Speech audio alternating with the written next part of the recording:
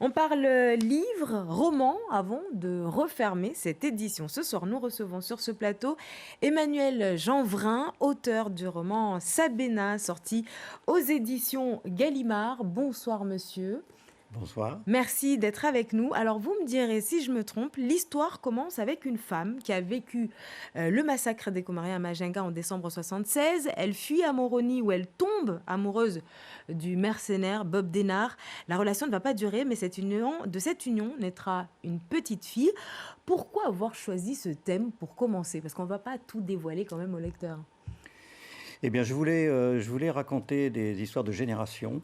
Hein, comment comment se transmettent les choses entre les mères et les filles, donc en l'occurrence. Je voulais aussi voyager dans l'océan Indien, donc faire un peu ce tour entre, on commence à Majinga, on passe par Moroni, Mayotte, l'île de la Réunion et on se retrouve à Majinga.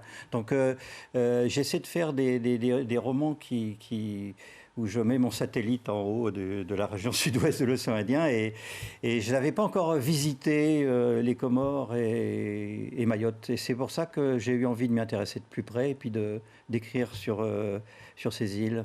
Alors, vous partez quand même d'une histoire vraie, celle d'une escroqueuse mahoraise, Siti Soumaïla, qui vivait à La Réunion. Étonnant quand même comme point de départ pour atterrir dans les méandres de l'histoire, j'ai envie de dire. Eh bien, il y a deux choses qui m'ont attiré en elle. Bon, il y a l'aspect escroc en jupon, évidemment, qui est romanesque. Et ça se passe aujourd'hui, en ce moment. Hein. Et puis qu'elle avait une relation, elle formait sa fille, qu'elle appelait sa nièce, pour pas avouer son âge hein, par rapport à ses amants célèbres. Et donc, elle formait sa fille alors qu'elle ne l'avait pas élevée. Mais c'est sa fille qui avait voulu la rejoindre pour retrouver sa mère. Donc ça m'a intéressé. Et puis, en lisant sa biographie, on croisait le mercenaire Bob Denard. Alors, sans que les choses soient tout à fait claires, hein, mais quand on lit, voilà, quand elle parle dans la presse, elle parle de Bob Denard. Est-ce qu'elle était la fille? Est-ce qu'elle était l'amant? Donc ça vous a intrigué. Vous êtes parti de là pour raconter donc votre histoire. Et d'ailleurs, pourquoi ce titre, Sabena? Parce que cela renvoie évidemment à l'ancienne compagnie aérienne nationale belge. Mais encore, est-ce que le livre n'aurait pas pu s'appeler autrement finalement? Ben, Sabena, c'était un beau titre parce que c'est le nom qu'on a donné aux réfugiés de Moroni en 1977, hein, aux réfugiés de Majinga à Moroni.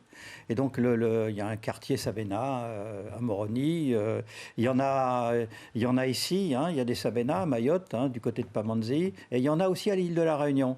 Et donc, au moment où il fallait accueillir ces réfugiés, la France a pris sa part, par exemple, hein, de ça. Alors, le nom Sabena est...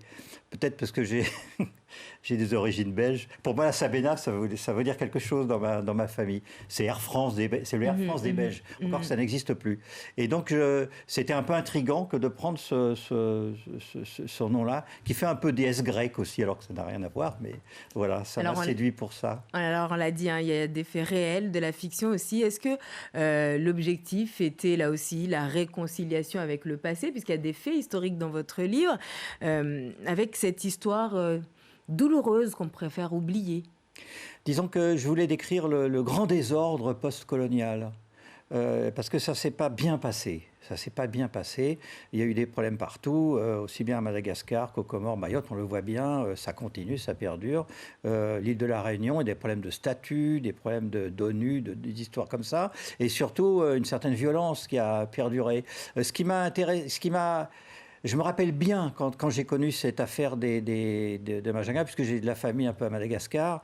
Et donc, j'étais dans le train, je me rappelle, je rentrais, j'étais en France, et je lisais le journal Le Monde. Et je suis tombé là-dessus, sur les massacres de Majinga. Et j'arrivais pas à me les expliquer. Peut-être parce que j'étais pas venu sur place encore, je ne savais pas.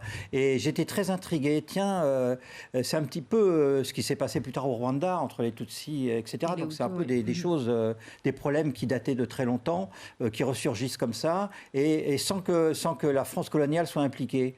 Et donc j'étais très intrigué. Je n'avais pas la solution à l'époque, mais je m'en suis toujours souvenu de ça.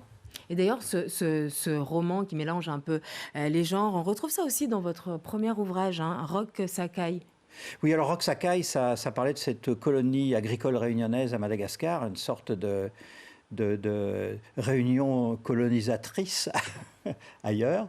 Et donc c'était quelque chose aussi de tout à fait étonnant. Ça a été une réussite industrielle, mais, comment dirais-je, une sorte d'échec politique.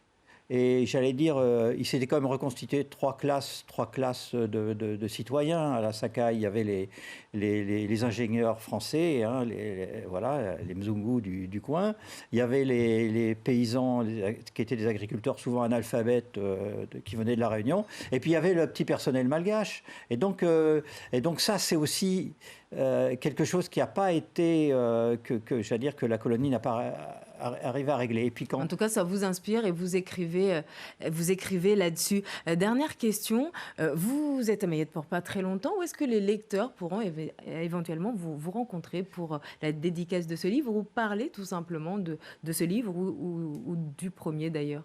Alors nous avons une rencontre à Sada, donc vendredi en début d'après-midi, et qui sera suivie de discussions avec les lecteurs, avec le club de là-bas. Et le lendemain, donc, il y aura un petit déjeuner à la bouquinerie de Passamenti à partir de 9 h. Et puis en fin de matinée, je serai à la Maison des Livres à Mamoudzou. Merci beaucoup Emmanuel Jeanvrin d'avoir été l'invité donc, de ce journal. Je rappelle que vous êtes donc l'auteur de Sabena, paru aux éditions Gallimard. Merci beaucoup.